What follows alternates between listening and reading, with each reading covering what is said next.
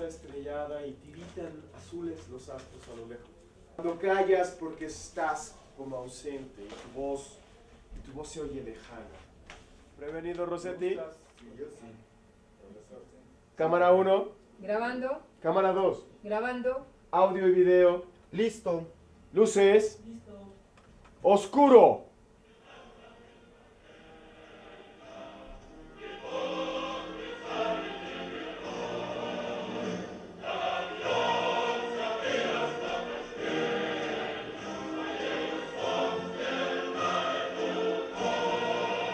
Cinco, 4, 3, 2, cámara. Un saludo a nuestros queridos amigos de la Web TV Teleteatro Libre, militante de la cultura en la red, una célula provocadora de reflexiones. No tenemos dueños porque no generamos dinero, porque no tenemos cortes comerciales. Estamos en contra de la publicidad, instigadora del consumismo, fuente de corrupción y hermana privilegiada del capitalismo. ¿Ya basta de propaganda? Bien, y entonces vamos a saludar al invitado de esta noche, el profesor. Dime, ¿qué estás leyendo? A Carlos Marx. No serás comunista, ¿verdad? Hay que ser comunista para leer a Carlos Marx. Rupert. Una respuesta razonable. Si no eres comunista, ¿qué eres entonces? Nada. ¿Nada? Cualquier forma de gobierno me fastidia. Pero alguien debe de gobernar. No me gusta la palabra gobernar. Bueno, si no te gusta la palabra gobernar, digamos mandar. El mando en el gobierno significa poder político y el poder político es la forma más directa de oprimir al pueblo. José Alonso Sí. Galvez.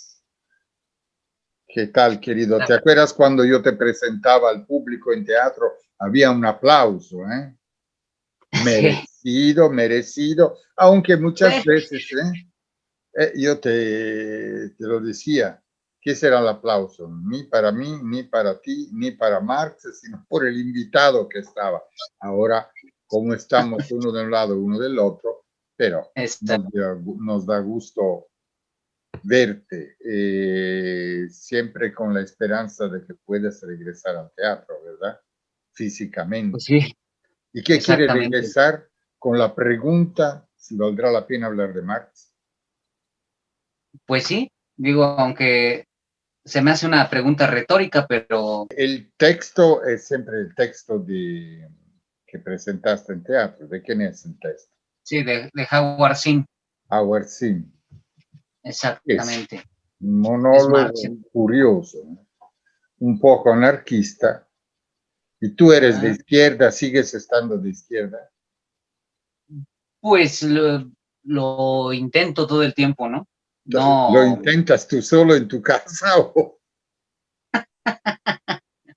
Por el momento, así tiene que ser, ¿no? De modo, pero a veces, porque a veces se puede apoderar digamos, el espíritu derechista de uno, ¿no? Sí, lo traiciona, porque precisamente es lo que estaba ayer hablando con Marisol, que uno, aunque esté fuera del sistema, siempre se termina asimilando, ¿ves?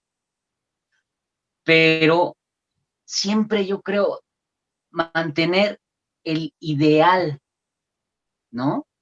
Que finalmente es lo que nos mantiene con esta pregunta, con esta dirección que lleva la... Yo veo que Marx a ti te conformó, ¿eh? Oye, Marisol, me imagino, es tu esposo, tu compañera, ¿ese te ayuda a hacer el papel de Jenny? Sí, sí, sí. Pero en todos los sentidos, hasta te regaña. Exactamente. Porque tú muy abierto, pero, a ver. Oye, sí. Aquí tú sabes que en la plataforma, en lugar de espectadores, como si tenemos contactos que nos están viendo. No son muchos ahora, como aquí veo como 100 los 5, pero tampoco en teatro hubo momentos que no había mucha gente, ¿no? Bueno, sí, lógicamente, Y tú pienso. los mirabas, ¿eh? ¿Y qué le decías ahora? ¿Te acuerdas? Era, Sí, ¿eh? Te quedabas mirándolos así, ¡tac! gracias por estar aquí. Ustedes no han hecho caso de esos idiotas que dicen que Marx ha muerto. Bueno, está y no lo está. ¿Qué? Muerto. ¿Cómo? Sí, digo que Marx como Marx está muerto, pero Marx como personaje que yo voy a interpretar no lo está. Ah, como diría Pirandello, un actor en búsqueda o un personaje en búsqueda, ¿qué escuela es? Sí, más o menos. Bueno, entonces, Marx está muerto y no lo está. ¿Está? No lo está. ¿Está? No lo está. ¿Está? Lo está. No está. No está. Una probadita de dialéctica para ustedes. ¿Me equivoco o nos está provocando nuestro actor? Pero la dialéctica, perdón, ¿existirá todavía en filosofía, en política, o es nada más algo de teatro? No, ¿Quieren saber por qué regresé? Para reivindicar mi nombre. He estado leyendo sus periódicos. Todos proclaman que mis ideas están muertas. No me extraña porque eso vienen diciendo hace más de 100 años. ¿Ustedes no se han preguntado por qué se necesita declararme muerto tantas veces? Buena pregunta que podría contestar nuestro invitado, ¿verdad? Sí, pero ya, basta. No aguanto más. Y es por eso que pedí permiso para volver. Y sí, me dio permiso. ¿Pediste permiso cómo? Pues sí. ¿A quién? ¿Cómo a quién? Si estoy muerto. A él. A Dios. Pero no se crean que fue tan fácil que me lo diera, ¿eh? Allá también hay que observar las reglas. Llenar unos requisitos. La burocracia.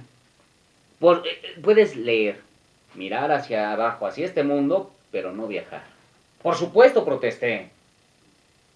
Pero sí me apoyaron. Sócrates, la vida sin viajar no vale la pena vivir, se les dijo. Gandhi ayunó, la madre Jones amenazó con organizar una huelga. Mark Twain salió en mi defensa. Buda soltó una. ¿Y los demás?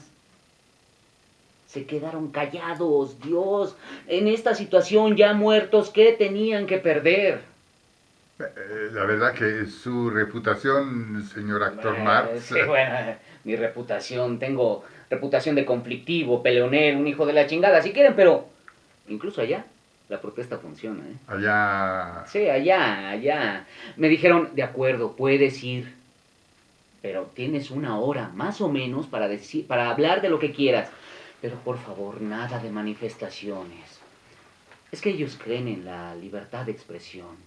¿Siempre allá arriba? Sí, dentro de ciertos límites, claro. Son liberales. Así es que pueden difundirlo. Marx ha vuelto. Pero no se asusten, por poco tiempo. Y además, quiero que les quede bien claro. Yo, Marx, no soy marxista. Una vez se lo dije a Pieper y casi se vuelve loco. Les hablaré de Pieper más adelante, ¿eh? Más adelante.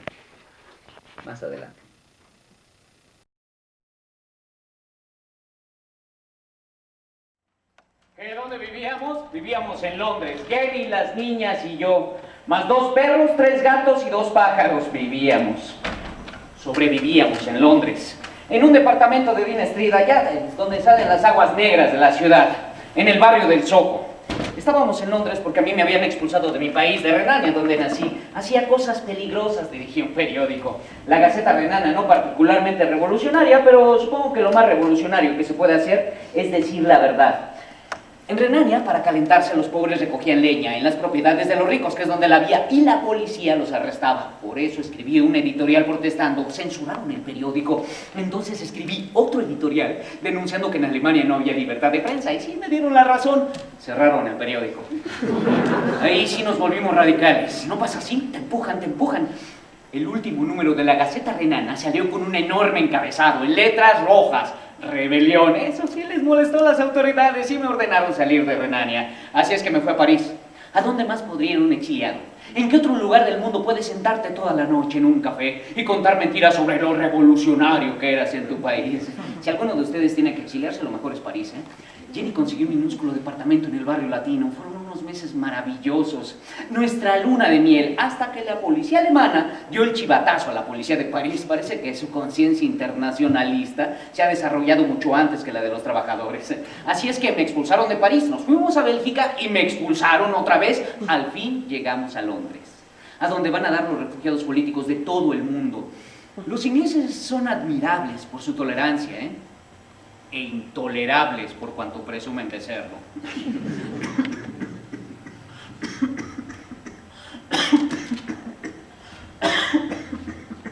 A ver, Galvez, ¿qué pasa? Ay, perdón. El doctor me dijo que la tos se me iba a quitar en unos cuantos días, pero eso fue en 1858. Les estaba hablando de Pieper. En Londres, los refugiados políticos de todo el mundo entraban y salían constantemente de nuestra casa. Pieper era uno de estos. Pieper. Me caía mal. Era servil, adulador. No se separaba de mí más de medio metro para asegurarse que no pudiera evitarlo. Y todo el tiempo me hacía citas de mis escritos. Yo le decía, por favor, Pieper, no me hagas citas de mí mismo. Se atrevió a decirme, pensando que me agradaría, que iba a traducir El Capital al inglés. Él no decía una palabra en inglés sin hacer una carnicería. El inglés es un bello idioma. Es la lengua de Shakespeare. Si Shakespeare hubiera escuchado decir a Pieper una sola frase en inglés, se envenena. Y luego lo envenena a él. Pero Jenny le tenía lástima. Era una especie de solidaridad de refugiado. Lo invitaba muchas noches a cenar con nosotros en familia. Y una noche llegó Pieper y me anunció la fundación de la Sociedad Marxista de Londres. ¿Una sociedad marxista? ¿Y eso qué es? Nos reunimos una vez a la semana para discutir sus escritos. Los leemos en voz alta y analizamos frase por frase. Por eso nos llamamos marxistas, porque creemos enteramente y de todo corazón lo que usted ha escrito. ¿Enteramente? ¿Y de todo corazón? Sí, y será para nosotros un honor, Herr Dr. Marx, siempre me decía Herr Dr. Marx, que usted pudiera presidir nuestra próxima reunión de la Sociedad Marxista de Londres. No puedo. ¿Por qué? Porque yo no soy marxista. No es que me molestara su mal inglés. Era su forma de pensar. Era como un satélite girando alrededor de mis ideas y para simplificarlas y proyectarlas al mundo, pero distorsionadas. Además, defendía esa distorsión como un fanático, denunciando a todos aquellos que no las interpretaran igual que él. Una vez le dije a Jenny, ¿sabes lo que más me asusta? ¿Que la revolución de los trabajadores no llegue nunca? No, que la revolución sí va a llegar, pero encabezada por hombres como Pieper. Aduladores cuando no están en el poder, soberbios y arrogantes cuando lo tienen, dogmáticos. Hablarán ellos en lugar del proletariado, interpretando mis ideas para el mundo. Y organizarán un nuevo sacerdocio, una nueva jerarquía con excomuniones, listas negras, inquisiciones, pelotones de fusilamiento, todo esto en nombre del comunismo, retrasando 100 años el comunismo de la libertad, dividiendo al mundo entre imperios capitalistas e imperios comunistas. Ensuciará nuestro bello sueño y será necesaria otra revolución, quizá 2, 3 más para reencauzarlo. Eso es lo que temo. No iba a permitir que el imbécil de Pieper tradujera El Capital, mi capital, a su inglés. Representaba 15 años de mi trabajo, 15 años en las condiciones de vida del Soho.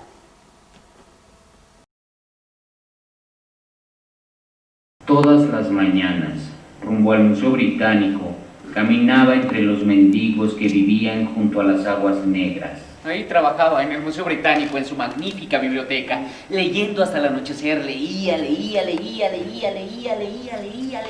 ¿Habrá algo más pesado que leer sobre economía política? Sí, escribir sobre economía política.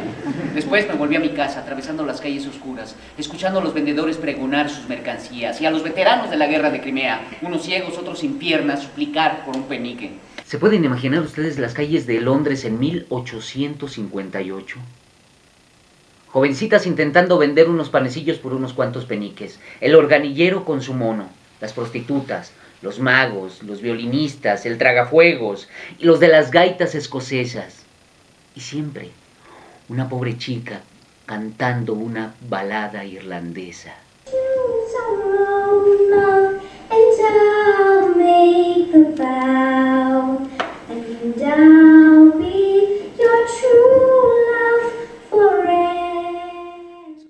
Eso es lo que veía y escuchaba todas las noches, caminando desde el Museo Británico hasta mi casa, bajo los faroles de gas que acababan de encenderse, entre el lodo y las aguas negras, el olor a pobre de Londres, hasta que llegaba a mi casa.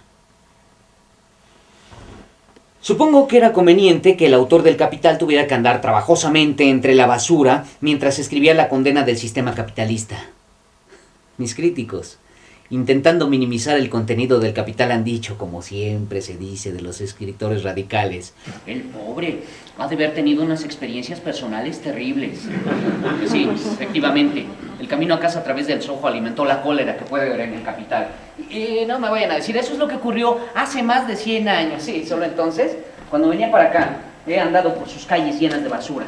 He respirado el aire contaminado. He pasado junto a los cuerpos de hombres y mujeres que dormían en la calle, acurrucados para protegerse del frío.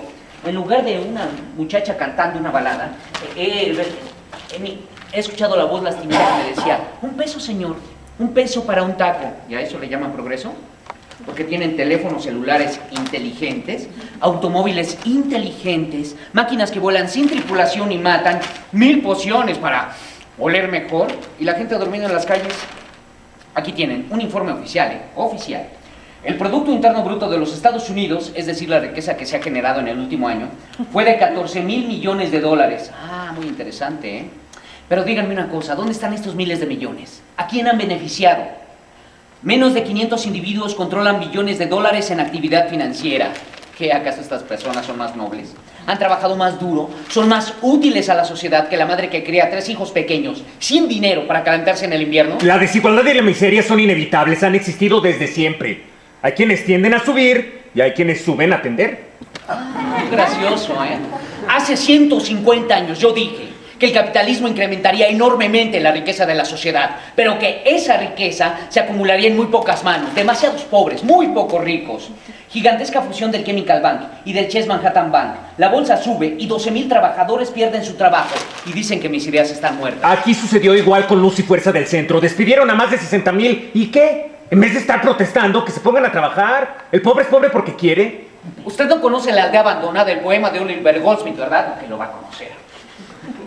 Mal le va al país, presa de inminentes males, cuando la riqueza se acumula y los hombres decaen. Y sí, han decaído. Eso es lo que he visto al andar por esta ciudad. Casas decadentes, escuelas decadentes, seres humanos decadentes. Camino un poco más, doy la vuelta y me encuentro rodeado de hombres ricos, mujeres llenas de joyas y abrigos de pieles. De repente, el ruido de una sirena. Se estaba cometiendo algún crimen, sí. Alguien estaba intentando robar las joyas y los abrigos de pieles. Ya no puede uno tener seguras ni sus cositas. O también podríamos decirlo de otra manera, ¿eh? Alguien estaba intentando recuperar una parte del Producto Interno Bruto, quitándosela a los que lo habían robado legalmente. Los seres humanos reducidos a mercancía, su vida condicionada al dinero. Maravilla del sistema de mercado, felicidades. A los de arriba no les gusta mucho cómo hablo, ¿eh? En este pequeño departamento del Soho, Jenny nos hacía sopa de cebolla y nos cocía papas, y siempre teníamos pan recién hecho de nuestro amigo el panadero que vivía aquí allá abajo. Nos sentábamos a la mesa, comíamos, platicábamos de los acontecimientos del día, la última guerra, la estupidez de los gobernantes, la lucha de los irlandeses por la libertad, la oposición política dedicada solamente a dar chillidos, la prensa cobarde. Supongo que las cosas son diferentes ahora. No sé, ahora hablamos del Chicharito, de Benedicto, del Chapulín. Después de cenar, limpiábamos la mesa. Y yo me ponía a trabajar con mis cigarros a la mano y un vaso de cerveza. Sí, trabajaba hasta las 3 o 4 de la madrugada, con mis libros apilados a un lado y los informes parlamentarios al otro, y Jenny sentada al otro lado de la mesa transcribiendo. Mi letra era imposible, así es que ella tenía que reescribir cada una de mis palabras. ¿Se imaginan ustedes un acto más heroico? De vez en cuando había una crisis, ¿eh? No una crisis mundial, pero sí un libro había desaparecido. Un día eché de menos mi Ricardo. Jenny, ¿dónde está mi Ricardo? ¿Te refieres a los principios de economía política de David Ricardo? Creí que ya no lo necesitabas y lo llevé al monte. ¡Mi Ricardo! ¡Mi Ricardo al Monte de Piedad! Tranquilo, ¿no llevamos la semana pasada al monte el anillo que me regaló mi madre? Bueno, así estaban las cosas, lo empeñaba todo, sobre todo los regalos de la familia de Jenny. Cuando terminamos con los regalos, seguimos con nuestra ropa. Una Navidad, un invierno entero me la pasé sin mi abrigo. Cuando se publicó El Capital, claro que quisimos festejarlo, pero no teníamos ni para desempeñar los platos y los manteles para la cena. Entonces Engels tuvo que dar un dinero. Engels, un santo. Federico Engels. Es que no hay otra palabra para él. Santo. Cuando nos cortaban el agua y el gas, la casa se quedaba a oscuras y nuestro ánimo por los suelos. Entonces Engels pagaba las facturas. Su padre tenía unas fábricas en Manchester. Sí, el capitalismo nos salvó. Bueno, santo, pero no siempre entendía bien nuestras necesidades, ¿eh? Pobres, pero delicaditos. No teníamos ni para comer y Engels enviaba cajas de vino. Una Navidad, no teníamos el arbolito y Engels llegó con 6 botellas de champán. Y el arbolito, bien, gracias. Nos lo imaginamos. Hicimos un círculo a su alrededor y cantamos Feliz Navidad, Feliz Navidad. Sí, ya sé que mis amiguitos los revolucionarios estarán diciendo Marx, el ateo, con un árbol de Navidad. Sí, yo escribí que la religión es el opio del pueblo, pero nadie, ni siquiera mis amigos los revolucionarios, han leído el párrafo completo. La religión es el único momento que tiene el oprimido para respirar. Es como el opio, un alivio. No es una solución, pero de algo sirve para aliviarse. Y si hay alguien aquí que sabe de alivios, ese soy yo. Lo sé muy bien por mis forúnculos, fístulas, abscesos, barros, granos en el... No hay nada en el mundo más horrible que tener forúnculos en el culo. Se supone que un padre no debería de tener consentidos entre sus hijos, pero es que Eleonor... Yo solía decirle a Jenny, Eleonor es una niña rara, ¿eh? ¿Y qué esperabas? ¿Que las hijas de Marx sean normales? Eleonor era la más chiquita, pero era la más brillante. ¿Se imaginan una revolucionaria de 8 años? Es la edad que ella tenía en 1863. Polonia se había rebelado en contra de la dominación rusa. Entonces Tusi, así le decíamos a Eleonor Tusi, escribió una carta a Engels hablándole de esos valientes camaradas polacos, como ella les llamaba. Al año siguiente, cuando tenía 9 años, escribió una carta a los Estados Unidos, a la atención del presidente Lincoln, dándole consejos de cómo ganar la guerra a los confederados. También fumaba y bebía vino. Todavía era una niña, vestía sus muñecas mientras se tomaba un vaso de vino. A los 10 años ya jugaba ajedrez conmigo, ¿eh? Y no era fácil ganarle. A los 15 se enfureció de repente contra la ley que ordenaba descansar en el Día del Señor. No se permitía ninguna actividad en domingo. Entonces Tusi organizó la noche del domingo para el pueblo. En el Salón San Martín trajo músicos de todas partes que interpretaban a Händel, Mozart, Beethoven. 2,000 personas llenaban el Salón San Martín. Era ilegal, pero nadie fue arrestado. Así es que aprendieron, si tienen que violar la ley, háganlo junto a 2,000 personas. Y por favor, a Mozart, el brillo de sus mejillas apagaría las estrellas, lo mismo que la luz del día apaga las antorchas. Yo leía Shakespeare, Esquilo, Dante en voz alta, y a Tusi le encantaba, se aprendió de memoria Romeo y Julieta. Me insistía que le leyera una y otra vez las palabras de Romeo, de cuando conoce a Julieta por primera vez. Sus ojos celestiales brillan tanto en la noche que los pájaros comenzarán a cantar pensando que es de día. No era fácil vivir con Tusi. ¿Saben lo molesto que es tener una niña que encuentra defectos en tus pensamientos?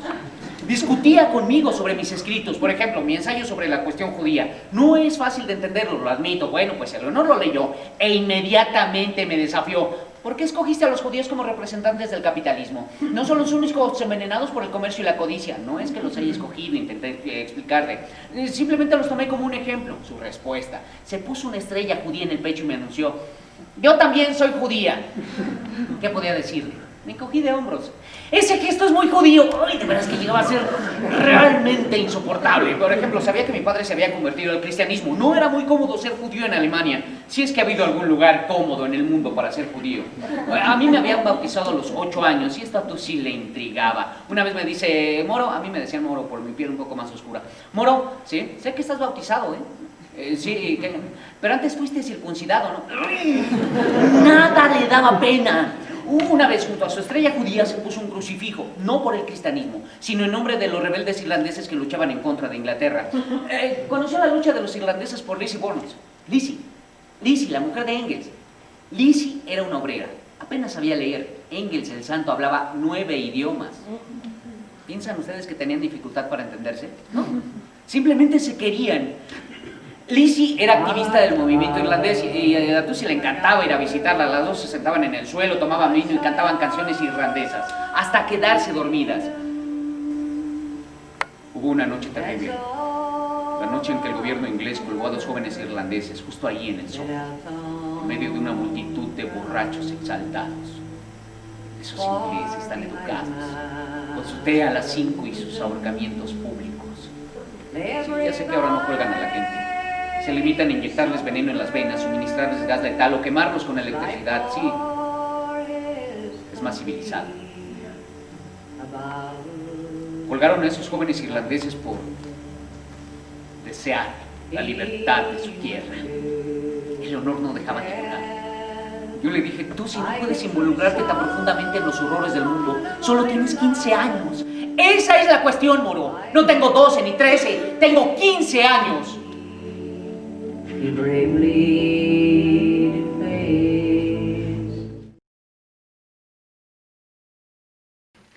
Mi hija tenía 15 años, era una niña, y se enamoraba de cualquier joven bello, impetuoso que viniera a visitarnos. Podría hacer una lista, Eleonor tanto fue inteligente en política cuanto bobita en asuntos de amor.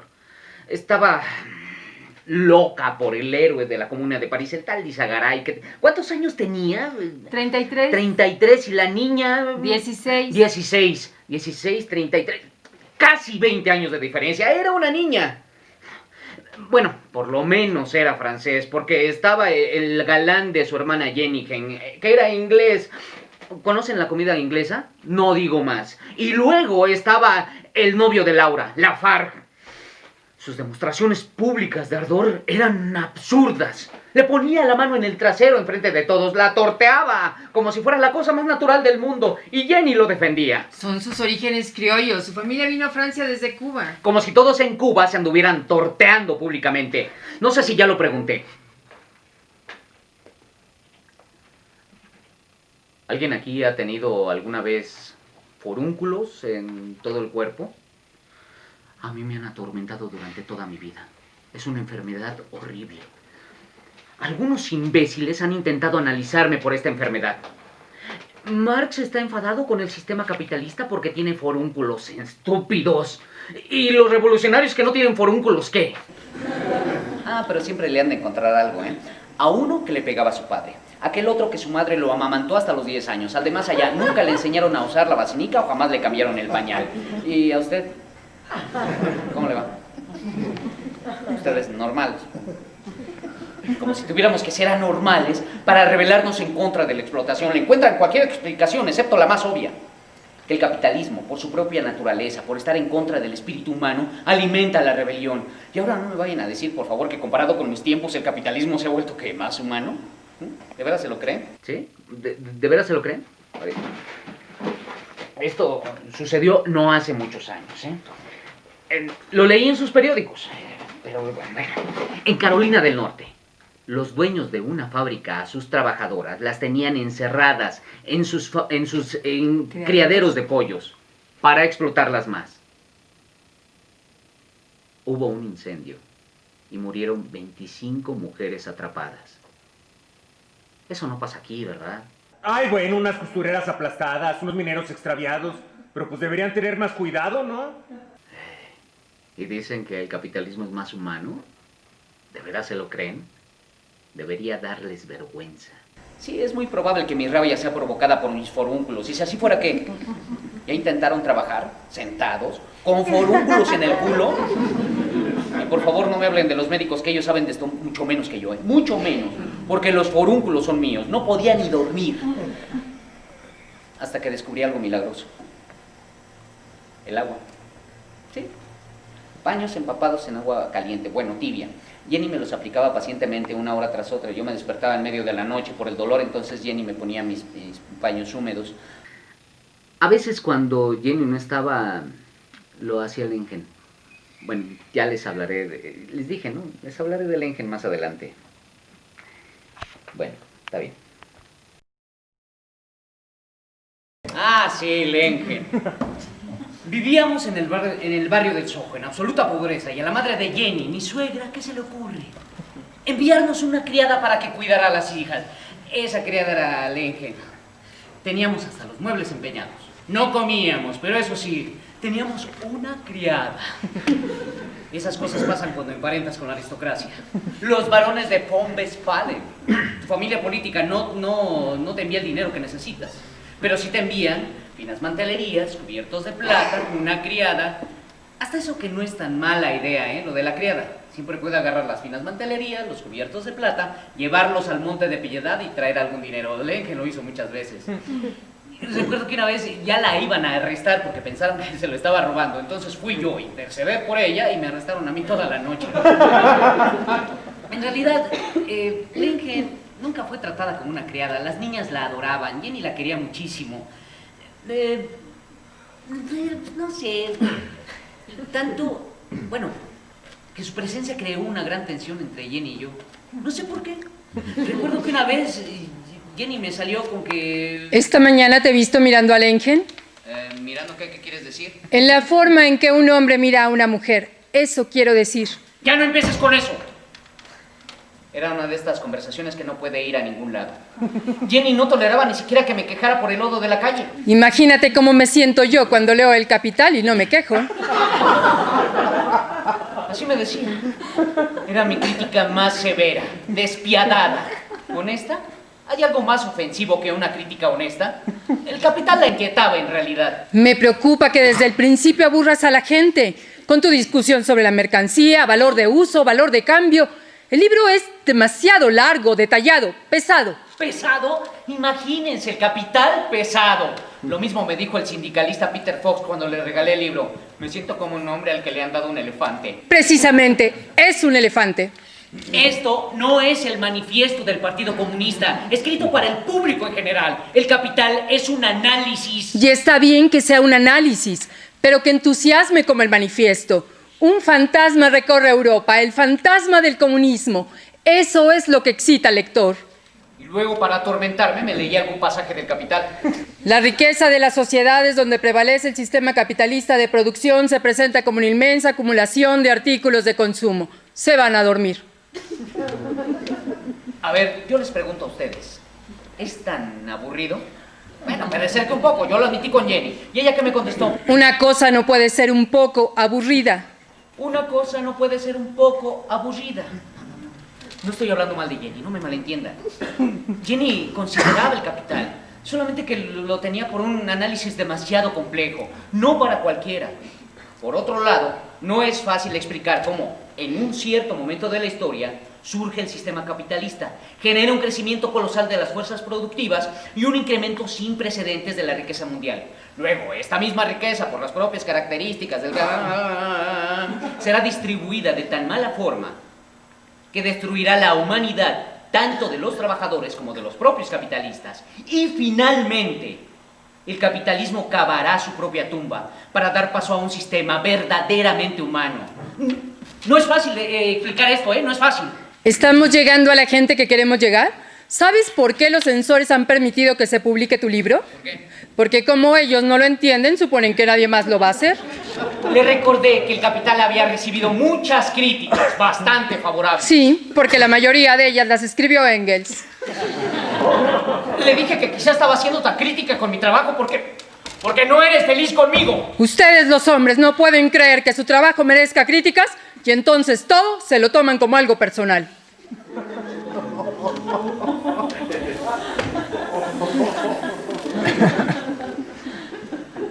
Jenny estaba pasando por un mal momento.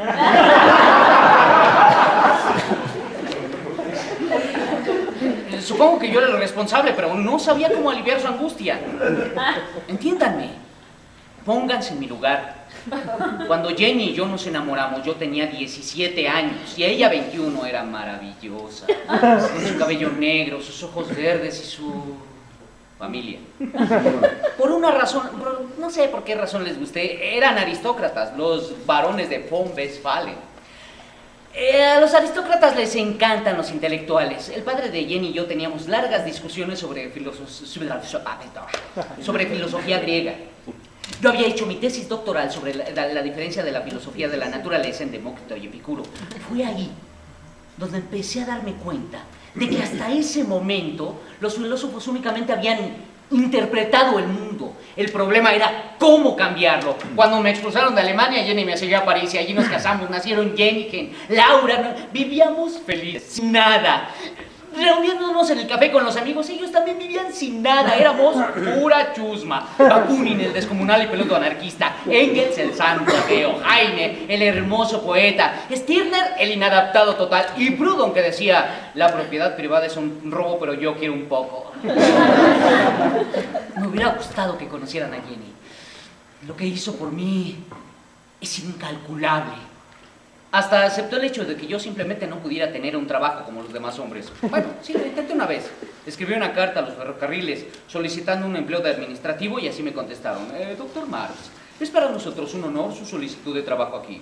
Nunca hemos tenido un doctor en filosofía trabajando para nosotros como administrativo, pero el puesto requiere de una escritura legible, por lo que desgraciadamente, afortunadamente para mí, tenemos que rechazar su oferta. Me hubiera gustado que me hicieran eso. Jenny creía en mis ideas, solo que quería que describiera la teoría de la plusvalía, de forma que la pudieran entender los trabajadores comunes y corrientes. Nadie puede entenderla sin entender antes la teoría del valor del trabajo. Vamos a ver. La fuerza de trabajo es la única posesión que tiene el trabajador y tiene que venderla como mercancía para procurarse su subsistencia diaria. ¿Cuánto vale esta mercancía, esta fuerza de trabajo, según el capitalismo? El mínimo indispensable que necesita una persona para sobrevivir un solo día. ¿Qué? ¿No? Hasta los de la jornada lo entendieron. Aquí está. En México, con 10 minutos de trabajo de un obrero, 10 minutos, 10, se paga su salario. El resto de horas laboradas es la ganancia de la empresa y del gobierno patrón. Este es el principio de la plusvalía. Dilo más directo.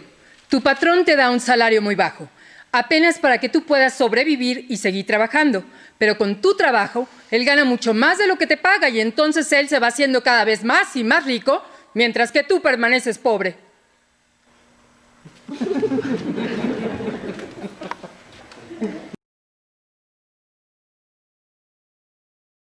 Bueno, está bien. Puedo aceptar que solamente 100 personas en la historia de la humanidad han entendido mi teoría de la plusvalía. Sin embargo, es correcta. La semana pasada estaba leyendo los informes del Departamento de Trabajo de los Estados Unidos. Los trabajadores están produciendo cada vez más y su salario es cada vez más bajo. ¿Cuál es el resultado? Justo lo que yo dije hace 150 años. El 1% de la gente más rica de Estados Unidos posee el 40% de la riqueza de este país. Y esa nación no solamente ha robado a su propia gente, no, ha chupado la riqueza del resto del mundo. Este es el gran modelo del capitalismo mundial. Y me piden que simplifique algo que es tan complejo. Como Jenny, que me acusaba de ser demasiado académico y muy poco revolucionario. Olvídate de los intelectuales y háblale a los trabajadores. No seas arrogante e intolerante. ¿Por qué atacas a otros revolucionarios con más vehemencia de lo que atacas a la burguesía? A Proudhon, por ejemplo. Ese tipo no entiende. Tenemos que aplaudir al capitalismo por su desarrollo de grandes industrias, para luego apoderarnos de estas Proudhon piensa que debemos volver a una sociedad más simple, más austera, más pobre de lo que estamos. Por eso escribió su librito La filosofía de la miseria, al que yo le contesté con mi libro La miseria de tu filosofía. Sentí que era, no sé, chispeante, inteligente, burbujeante. Yo lo encuentro profundamente insultante.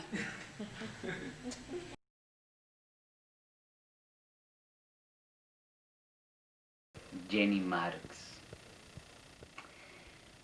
Madame Jenny Marx, baronesa de von Westphalen.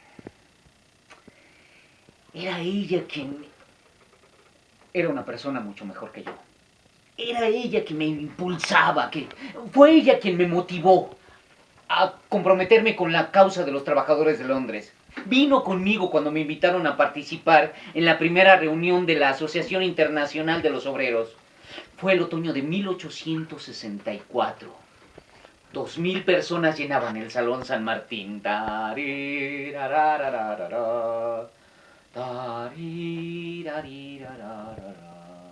Los trabajadores de todos los países deben unirse en contra de las políticas exteriores criminales que malgastan en guerras la sangre y la riqueza de nuestros pueblos. Debemos combatir más allá de las fronteras nacionales para reivindicar las leyes sencillas de la moral y de la justicia en los asuntos internacionales. Trabajadores de todos los países, únanse.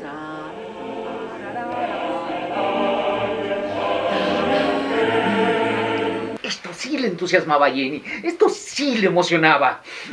Era ella el verdadero sostén de nuestra familia. Aunque tuviéramos el agua y el gas cortados, nunca se cansaba de reivindicar la emancipación de la mujer. Decía que la vitalidad de la mujer estaba siendo socavada al tener que quedarse en la casa, surciendo calcetines y cocinando. Por eso se negaba a permanecer en la casa.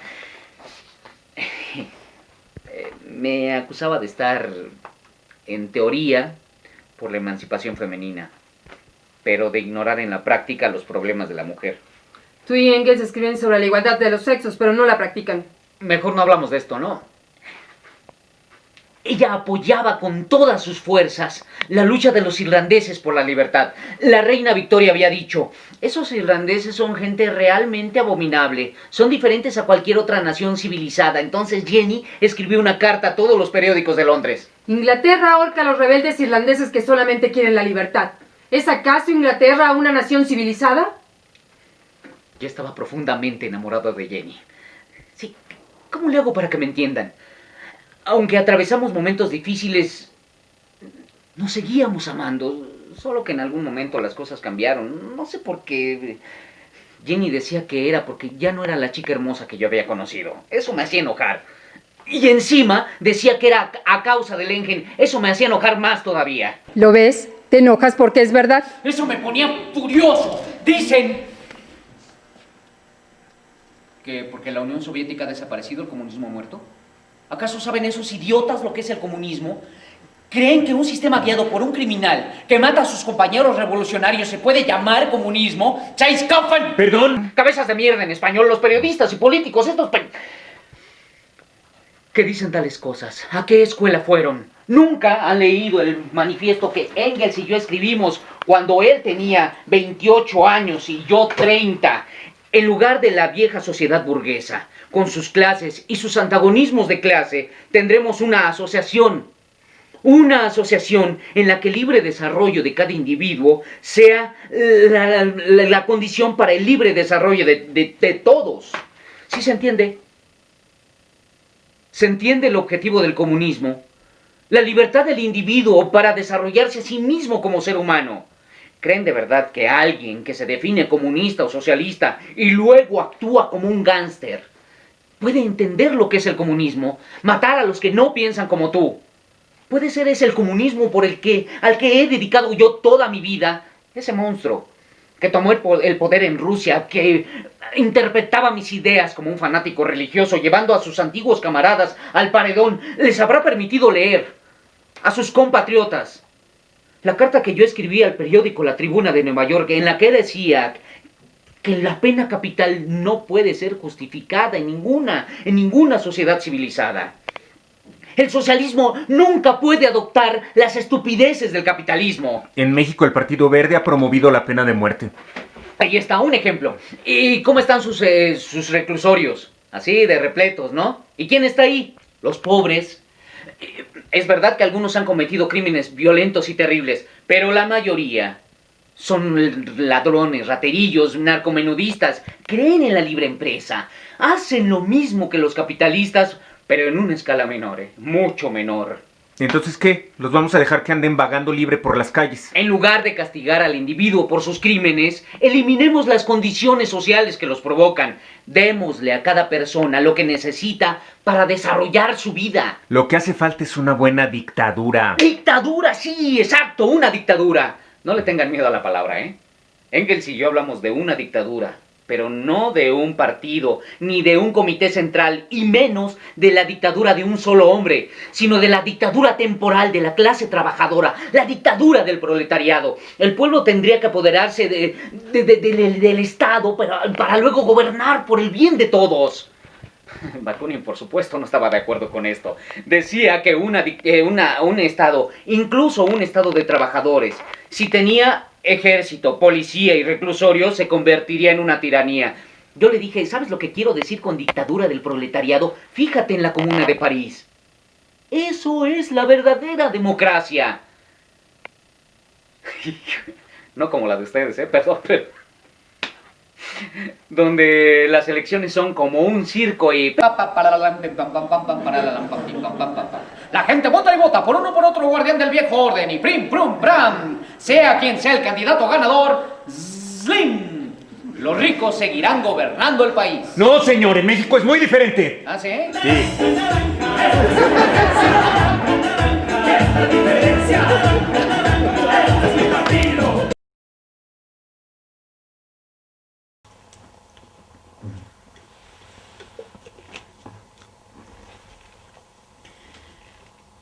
¿Sí conocen a Bakunin? Bakunin, el anarquista. Si un escritor inventara un personaje como él, dirían que no puede existir. Que es pura fantasía. Decir que Bakunin y yo no nos llevábamos bien es un eufemismo. Le encantaba pelearse conmigo. ¿Saben lo que dijo cuando Engels y yo estábamos en Bruselas escribiendo el manifiesto? Marx y Engels, sobre todo Marx, son burgueses hasta la médula. Nosotros burgueses hasta la médula. Por supuesto, comparado con Bakunin, todo el mundo era burgués, porque él eligió vivir como un cerdo. Y si tú no vivías como un cerdo, si tenías un techo sobre tu cabeza, piano en tu sala, un poco de vino para beber y un pan caliente, eras un burgués. Reconozco que el tipo tenía valor. Estuvo preso, fue deportado a Siberia, escapó, recorrió el mundo entero intentando fomentar la revolución en todas partes. Quería una sociedad anarquista y la única anarquía que consiguió estaba en su cabeza. Intentó provocar una rebelión en Bolonia, Italia, y estuvo a punto de matarse con su propio revólver. ¿Nadie ha visto una fotografía de Bakunin? Un gigante, con su cabeza calva, cubierta por una gorra gris, barba larga, mirada feroz. No tenía dientes, por el escorbuto debido a lo que le daban de comer en la cárcel. Parecía no vivir en este mundo, sino en algún mundo de su imaginación. Era insensible al dinero. Cuando lo tenía lo daba, cuando no lo tenía lo pedía prestado, sin ninguna intención de devolverlo. No tenía casa.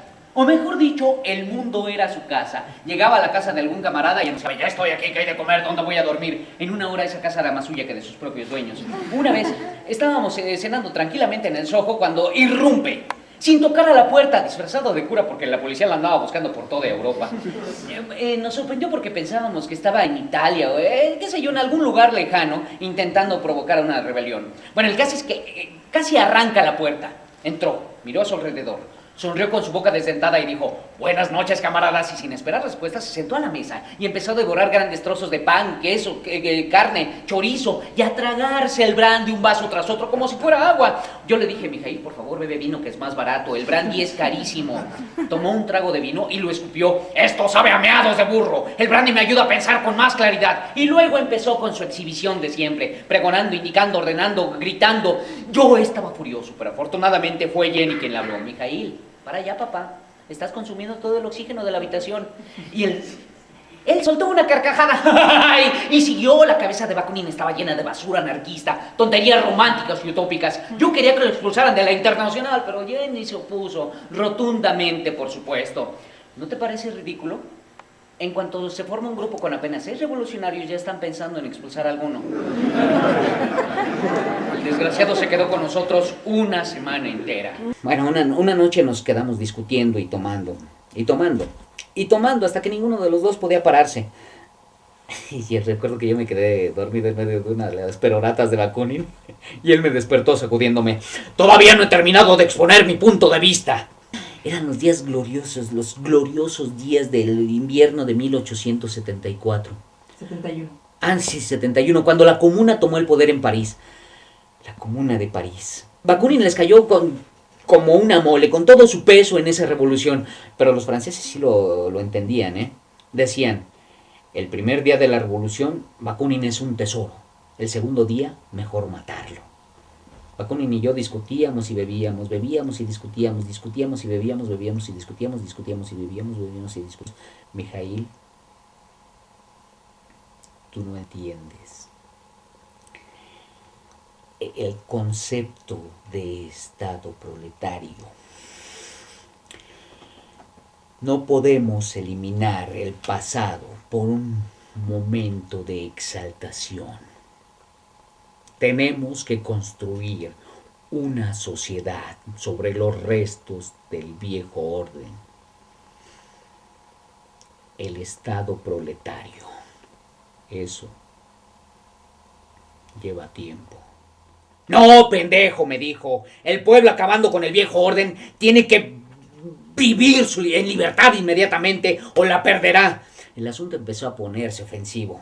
Yo le dije, eres demasiado estúpido para entenderlo. El brandy había hecho su efecto. Marx, eres un arrogante hijo de puta. Como siempre eres tú quien no entiende. Piensas que los trabajadores harán una revolución basada en tus teorías. No les preocupa ni una mierda tus teorías. Su rabia surgirá espontáneamente y harán la revolución sin lo que tú llamas tu ciencia. Es más, escupo en tus teorías y escupir en el suelo, cerdo. Mijail, puedes escupir en mis teorías, pero no en el suelo de mi casa. Límpialo inmediatamente. Siempre supe que eras un tirano y un déspota. Y yo siempre supe que tú eras un eunuco. Se puso furioso.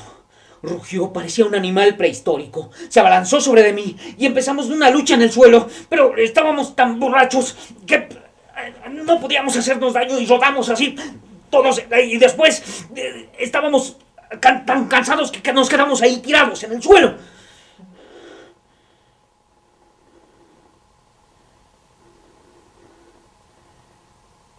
Luego se levantó como un hipopótamo. Se desabrochó los pantalones y empezó a orinar por mi ventana. No podía creer lo que estaba viendo. ¿Qué pendejada estás haciendo, Mijail? ¿Qué no ves? Estoy orinando por tu ventana. Eso es repugnante. Estoy orinando sobre Londres. Sobre todo el Imperio Británico. No, estás meando en mi calle. No contestó. Se abotonó los pantalones, se acostó en el suelo y se puso a roncar. Bueno, después yo también me tiré en el suelo y perdí la conciencia. Y así nos encontró Jenny a la mañana siguiente cuando nos despertó.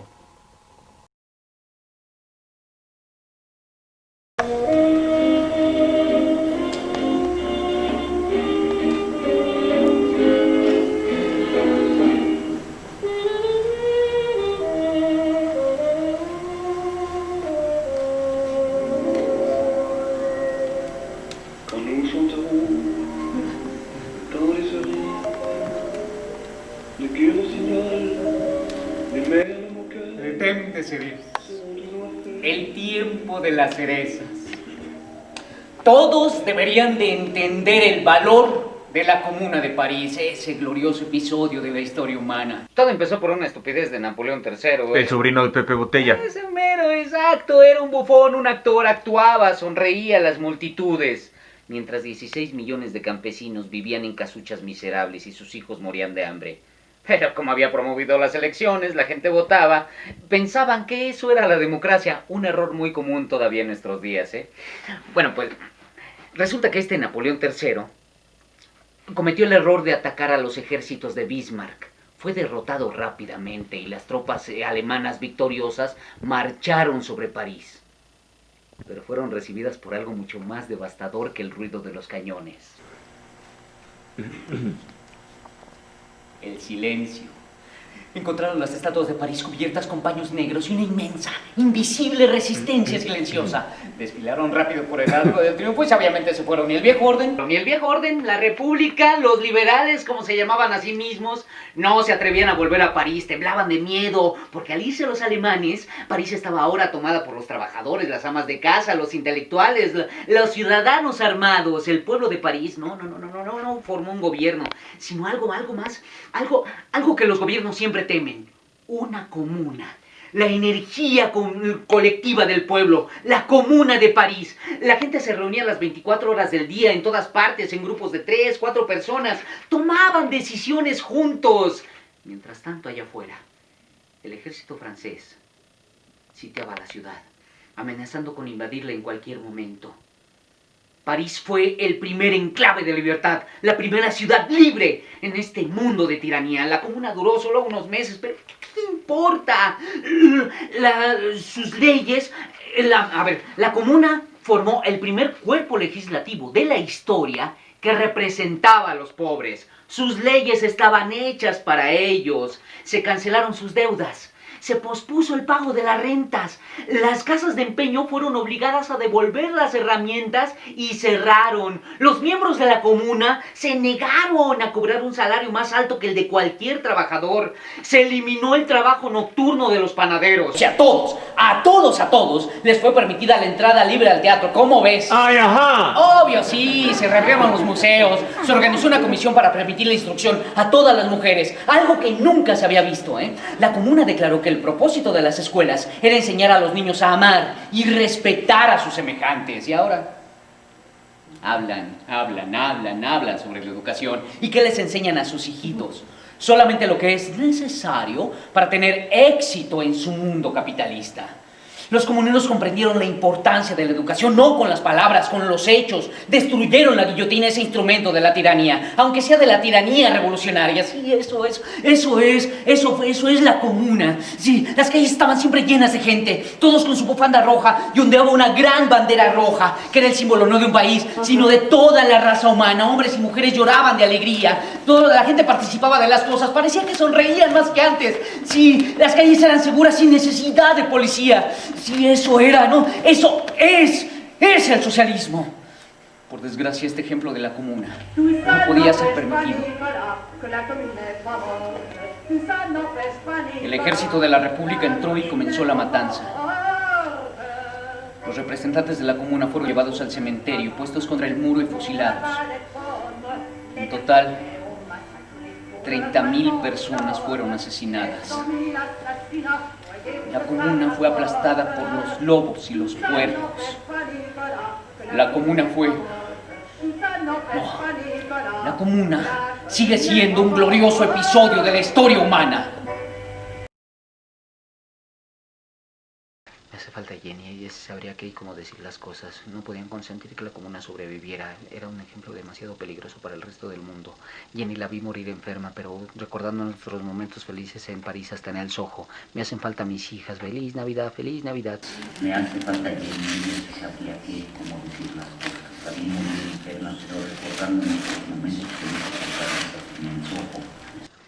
Siempre que en algún rincón del mundo la gente comienza a experimentar una nueva forma de vivir diferente al viejo orden, esto no puede ser permitido. Esto no puede ser permitido, esto no puede ser permitido. Esto no puede ser permitido. Esto no puede ser permitido.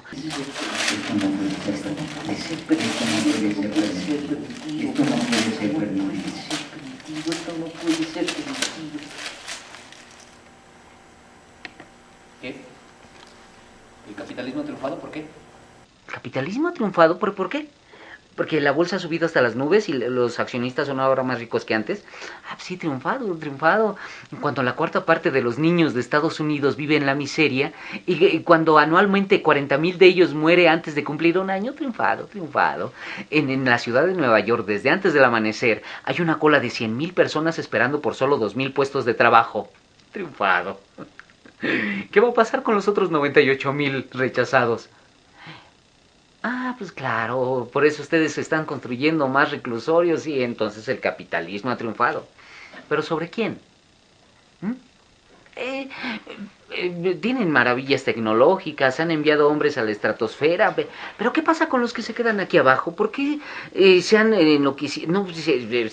lanzan a las drogas, al alcohol, viven asustados, tienen estrés, neurosis, gastritis, colitis y... ¿por qué se enloquecen y matan? No lo digo yo, están sus periódicos, ahí es donde lo he visto. Sus políticos están que no caben en sí de orgullo. Dicen que el mundo se mueve hacia el sistema de la libre empresa. ¿Están ciegos o no quieren ver? No conocen el sistema de la libre empresa. Cuando el gobierno no hace nada por los pobres y lo hace todo por los ricos. El gobierno estadounidense dio 100 millones de acres de tierra gratis a la compañía ferrocarrilera. Gratis, gratis. Y miró hacia otro lado, cuando los migrantes chinos e irlandeses trabajaban 12 horas diarias en esa misma compañía. 12 horas diarias en esa misma compañía y morían por el frío o por el calor. Y cuando los trabajadores se rebelaron y fueron a la huelga, ¿qué hizo el gobierno? Mandó al ejército para aplastarlos. ¿Por qué carajos creen que escribí El Capital sino porque veía las miserias del capitalismo y de su sistema de libre empresa? En Inglaterra ponían a los niños a trabajar en los complejos textiles porque sus deditos eran más adecuados para manejar los usos. En Estados Unidos las niñas iban a trabajar a las fábricas de Massachusetts a los 10 años y morían a los 25. Las ciudades son hoyos negros de vicio y de pobreza. Eso es el capitalismo de aquel entonces y el capitalismo de ahora. Sí, claro, veo artículos de lujo en sus revistas, sobre todo en sus televisores, esas pantallas con tantas bonitas imágenes. Ven tanto y saben tan poco. Ya nadie lee libros de historia. Pura basura de superación personal. ¿Qué es eso del sincrodestino? ¿Qué carajos les enseñan en las escuelas en estos días? El aniversario de la Guerra del Golfo. Una victoria rápida y dulce. Sí, conozco esta clase de victorias rápidas y dulces que dejan miles de cadáveres y niños que mueren por falta de alimentos y medicinas. En Europa, en África, en Palestina, la gente se mata por las fronteras. ¿Acaso han leído, entendido, escuchado lo que yo escribí hace 150 años? Eliminen esas ridículas fronteras. No más pasaportes, ni visas, ni promesas de fidelidad a ese enteleque que es la nación. Trabajadores del mundo, únanse. Marx, una pregunta. ¿No le habrá pasado alguna vez en la cabeza la duda que podría haberse equivocado?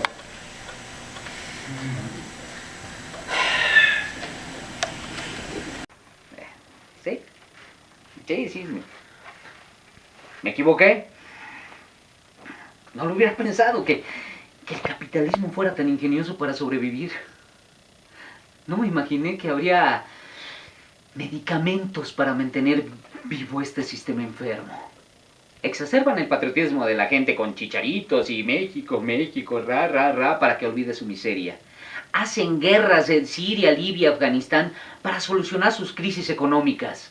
Hay fanáticos religiosos, pare de sufrir, prometiendo a las masas que Jesús va a volver. Créanme, yo lo conozco. A Jesús, él no va a volver. Estaba equivocado en 1848, pensando que el capitalismo estaba por derrumbarse. ¿Jesús? No, Marx, yo había hecho mal mis cálculos, quizá por unos 200 años, pero sí, habrá un cambio. Este sistema será transformado. El pueblo no es tonto, lo vuelven tonto, pero su instinto, su sentido común terminarán por unirlo. Ya ha pasado, hasta Lincoln decía que no se puede engañar a todos todo el tiempo. Ya ha pasado otras veces. Puede volver a suceder, pero a lo grande. Y cuando ocurra, los que están en el poder, con toda su riqueza, con todos sus bancos, sus ejércitos, no podrán evitarlo. Sus propios siervos se negarán a servirles, sus propios soldados se negarán a obedecerles. Por supuesto, el capitalismo ha hecho maravillas sin igual, milagros de la ciencia y de la tecnología, pero está preparando su propia muerte. Sí, por su hambre voraz de lucro, más y más y más y más. Ha volteado este mundo, lo ha puesto todo revuelto, lo ha convertido todo. La ciencia, el arte, la literatura, la música, la belleza misma en mercancía para ser comprada y vendida. Los propios seres humanos son artículos de consumo. Y no hablo solo de los trabajadores de la fábrica, no. Hablo de los abogados, de los médicos, ingenieros, arquitectos, enfermeras. ¿A usted a qué se dedica? Financiero. ¡Ay, financiero! Mira, ¿y usted? Trabajo aquí en Tlalpan en la noche. ¡Ay, míralo! ¿Y usted? Bariatra.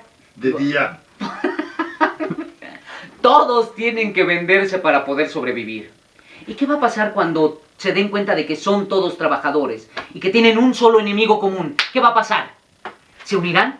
Harán satisfacer sus necesidades, y no solo en su propio país, sino en todo el mundo. El capitalismo no ha inventado la globalización, el libre comercio. ¡Aprovechenlo! Que les salga el tiro por la culata. Provoquen una cultura mundial en contra del propio capitalismo. Que la tortilla se vuelva, que los pobres coman pan y los ricos mierda. Algo bueno tiene que salir de todo esto.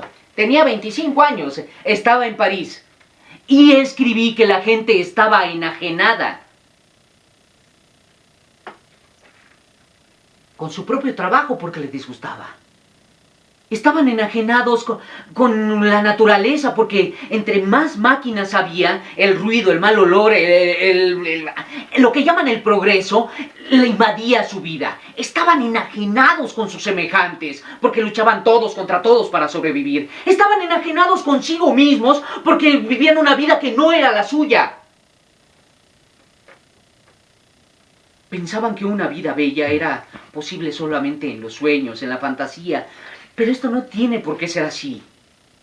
Todavía existe la posibilidad de elección.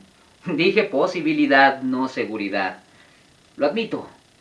Antes estaba demasiado, completamente seguro, pero... ahora sé que todo puede ocurrir. Lo que sí es cierto es que tienen que moverse. ¿Suena demasiado radical para ustedes? Bueno, quizás no, pero... tomen en cuenta que ser radical significa tomar un problema desde la raíz, y la raíz, en este caso, somos nosotros, ¿no? Les tengo una sugerencia.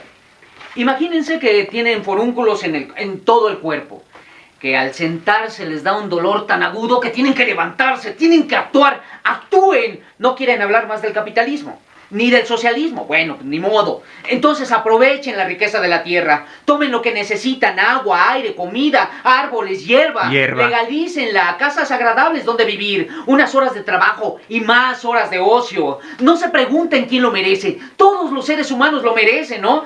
¿Sí? ¿Ya me puedo ir?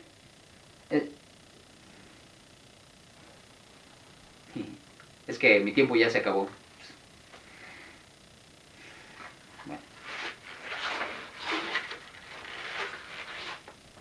Espero que no se hayan aburrido ni siquiera un poco. Si fue así, mírenlo de esta manera. Imagínense que fue como una segunda venida. ¿La primera de quién fue? La de Cristo. Es que Cristo ahora no pudo y me mandó a mí, a Marx. Y Marx no debió de morir.